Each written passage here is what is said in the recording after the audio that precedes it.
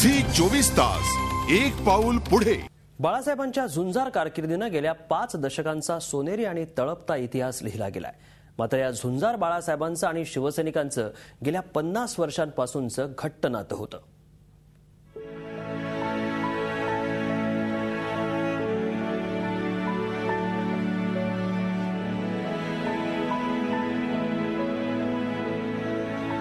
बाळासाहेब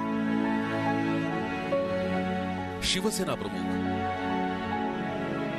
हिंद हृदय सम्राट,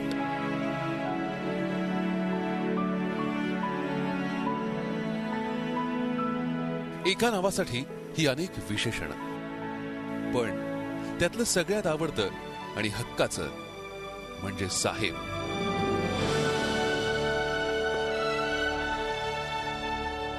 सच्चा शिवसैनिक याच नावाने ताठ मानेनं जगायला शिकवलं आणि जगण्यासाठी लढायला शिकवलं।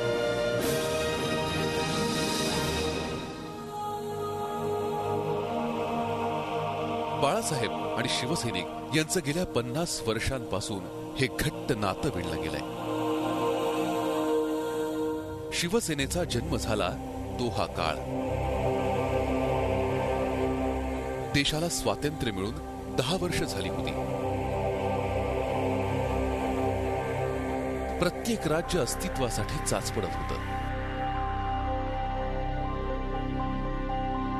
मुंबई स्वतःची ओळख शोधत होती। त्याच वेळी मराठी माणसाच्या हक्काच्या मुंबईत दक्षिणेकडच्या लोकांचं प्रमाण वाढू लागलं आणि स्थानिकांच्या पोटावर पाय पडू लागला। मराठी माणूस मरगळलेल्या आणि असंघटित अवस्थेत निमूटपणे अन्याय सोसत होता।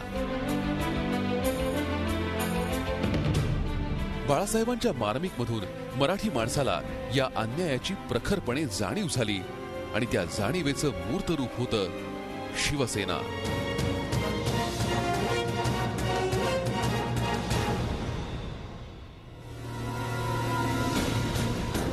यावेळी महाराष्ट्र काँग्रेसचा तिरंगा आणि दुसऱ्या बाजूला डाव्यांचा लाल फडका यामध्ये गुंडाळला होता। त्याला भगवा करण्याचा आत्मविश्वास बाळासाहेबांनी दाखवला। अस्तित्वासाठी चाचपडणाऱ्या मराठी माणसाला दिशा मिळाली, संघटना मिळाली, नेतृत्व मिळालं आणि हक्काचे साहेब मिळाले।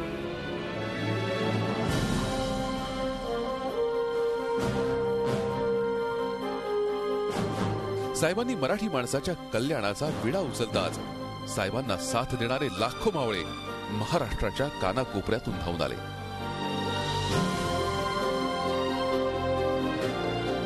आंदोलनांना जोर चढला। गिरणी कामगार, स्थानिक मुंबईकर पेटून उठला।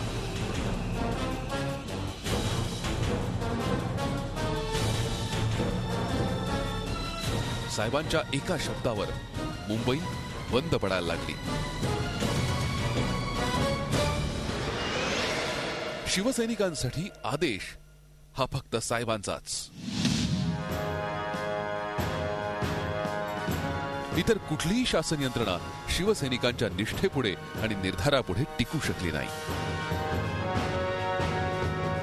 साहेबांचा शब्द हाच इमान मानणारे तब्बल 52 शिवसैनिक मोरारजी देसाईंच्या काळात चिघळलेल्या सीमा प्रश्नाच्या आंदोलनात शहीद झाले।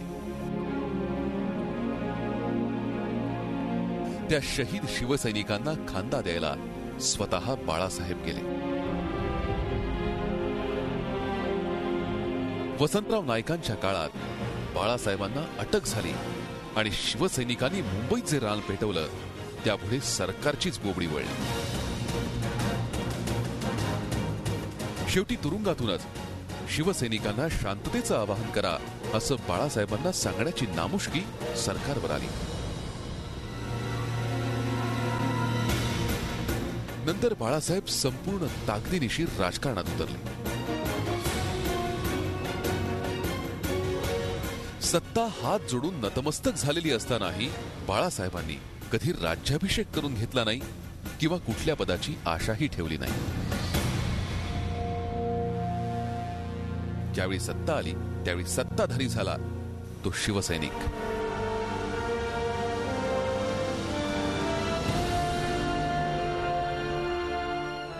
वेगवेगळी पदं वाटली गेली ती शिवसैनिकांना.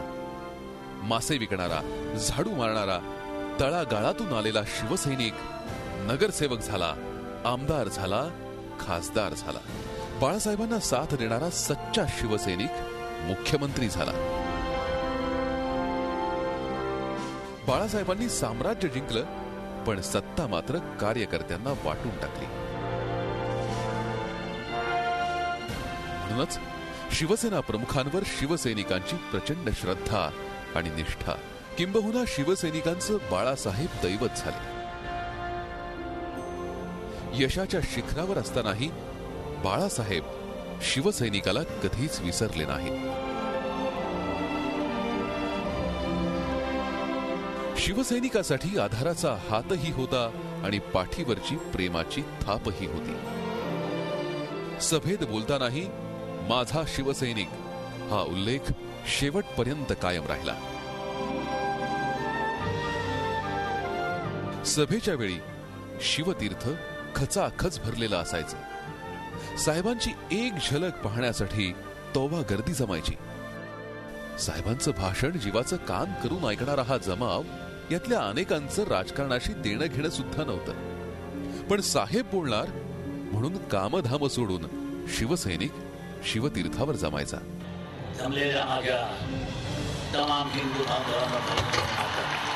हे शब्द ऐकताच शिवसैनिकांचं भान हरपून जायचं. त्या दैवताची शिवसैनिक अक्षरशः मानसपूजा करायचा. बाळासाहेबांनी शिवसैनिकांना काय दिलं याचं उत्तर शब्दांमध्ये देता येणार नाही कदाचित. पण साहेबांवरची शिवसैनिकाची सच्ची निष्ठाच त्याला पुढच्या लढाया लढायला ऊर्जा देईल. काहीही झालं तरी साहेबांनी त्यांचं हृदय शिवसैनिकांना दिलंय. हृदय चांगलं दिलं नव्हतं कोणाला, माझं हृदय तुमच्या पाशीच. म्हणूनच साहेब आजही प्रत्येक शिवसैनिकामध्ये जिवंत आहेत. झी 24 तास एक पाऊल पुढे.